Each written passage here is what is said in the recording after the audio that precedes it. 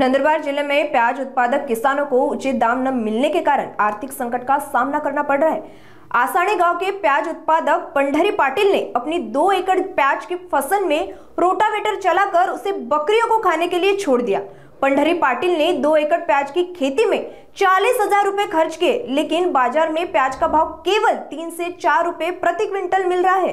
इतना कम भाव होने के कारण इसे मंडी में बेचने पर और भी पैसा खर्च करना पड़ता, इसलिए मजबूरी में रोटावेटर चलाकर बकरियों को छोड़ दिया गया। किसानों ने प्रशासन से सवाल किया है कि फसल को बेचा जाए या छोड़ दिया जाए। पंढरी पाटिल अब रोटावेटर चलाकर रबी मौसम के लिए गेहूं की बुआई करेंगे। खरीफ का मौसम पूरी तरह बेकार हो चुका है और अब किसानों की उम्मीद रबी के फसलों पर टिकी है।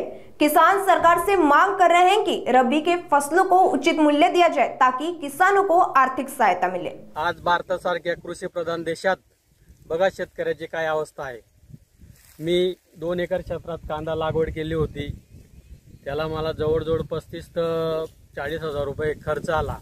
लागवडीचा खर्च, रासायनिक खत फवारणी करून मला 35 ते 40,000 रुपये खर्च आला आणि आज माझा माल तयार असून सुद्धा मला तो काढून मार्केटला घेऊन जाता येत नाही, कारण मार्केटमध्ये कांद्याला 3 ते 4 रुपये भाव आहे। माझा कांदा काढून मी जर मार्केटला घेऊन गेलो तर मला अजून वरून पैसे टाकावे लागणार आहेत। या भावामुळे आज मार्केटमध्ये कापसाला भाव नाही, सोयाबीनला भाव नाही, कांद्याला भाव नाही, मकाला भाव नाही। शेतकऱ्याने जीवन जगावं तर कसं जगावं याच्यावर शासनाने विचार करायला हवा। माझ्या माल तयार असून मला आज त्याच्यात मेंढ्या चाराव्या लागत आहेत। आता नंतर मला रोटा मारून याच्यात गहू पेरणी करायची।